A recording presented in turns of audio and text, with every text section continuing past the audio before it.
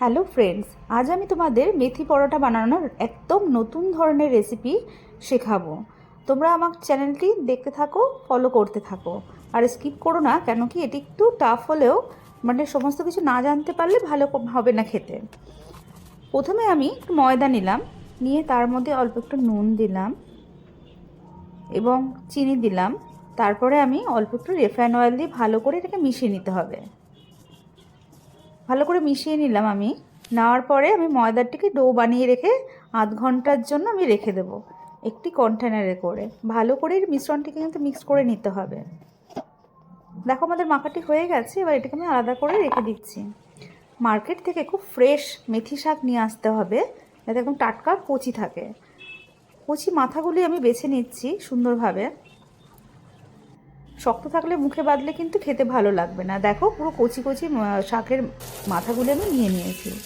এবার আমাদের মেন কাজ হচ্ছে খুব ভালো করে ধুয়ে নেওয়া, কেন কি এই শাকটি সাধারণত হয়ে থাকে বালি মাটিতে। তো ভালো করে যদি ধুয়ে না নাও, মুখের মধ্যে বালি বালি ভাবটি লাগলে পরে কিন্তু খেতে মোটেই ভালো লাগবে না। সেই কারণে মনে করে এটিকে ভালো করে ধুয়ে নিতে হবে। ধুয়ে জল ঝরিয়ে নিলাম আমি। সুন্দরভাবে ধোয়া হয়ে গেছে আমাদের। এবার আমি এই শাক আমি কুচি কুচি করে কেটে নেব। যতটা পারবে ভালো করে কুচিয়ে নেবে তোমরা।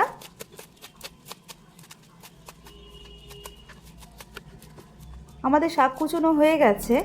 এবার আমি একটি ছোট সাইজের কাঁচা পেঁয়াজ নেব।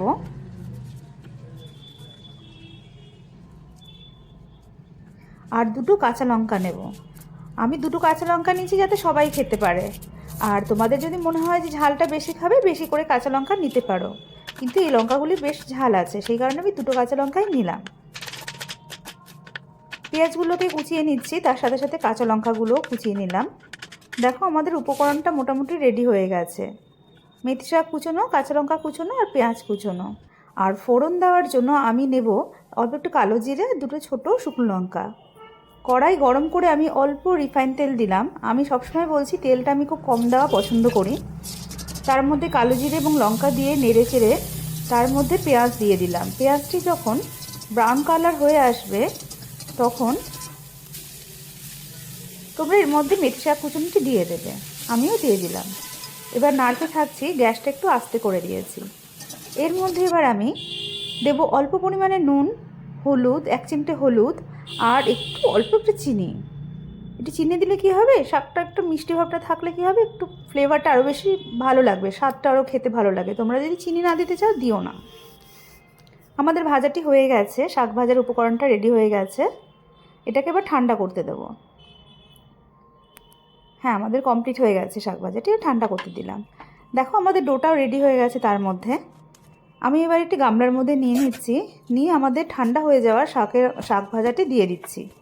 দিয়ে এবার তোমাদের একটু শক্ত কাজ করতে হবে, সেটা হচ্ছে মাখা ময়দাটিকে এই শাক ভাজার মধ্যে ভালো করে মিক্স করতে হবে। খুব ভালো করে শক্তি দিয়ে করতে হবে, কেন কি এই যে শাক ভাজাটি আছে এটা যেন ভালোভাবে মিশে যায়। এমন না হয় যে এক জায়গায় মিশছে এক জায়গায় মিশছে না, যাতে ডোর মধ্যে প্রত্যেকটা যায় সমানভাবে মিক্সড হয়ে যায়। এবার আমি ছোট ছোট পরোটার সাইজে লেচি বানিয়ে নিচ্ছি।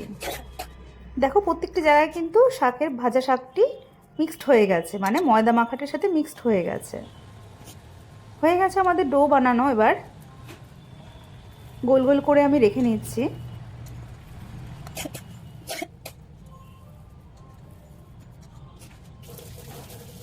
তোমরা কন্টেনারের মধ্যে একটু অয়েল মিশিয়ে তার উপরও রাখতে পারো, তাহলে কন্টেনারের মধ্যে লেগে যাবে না। এবার আমি একটু রিফাইন তেল মাখিয়ে ডোটিকে নিয়ে বেলতে থাকবো। একটু আস্তে আস্তে করবে, কেন কি যেহেতু ভাজা শাকটির মধ্যে ব্লেন্ড করা আছে, নাহলে সাইডে সাইডে ফেটে যেতে পারে। ফেটে গেলে অসুবিধা নেই, হাত দিয়ে একটুখানি তোমরা মিক্সড করে নেবে।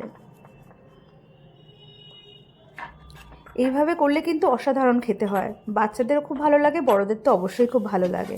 আর শীতকালে তো অসাধারণের স্বাদ আর মজা। দেখো আমাদের পরোটাটি ভাজা হয়ে গেছে। এবার গরম গরম আচারের সাথে পরিবেশন করবে। আশা করি তোমাদের রেসিপিটি খুব ভালো লেগেছে। নাও এবার তোমরা গরম গরম বানিয়ে খেয়ে নাও।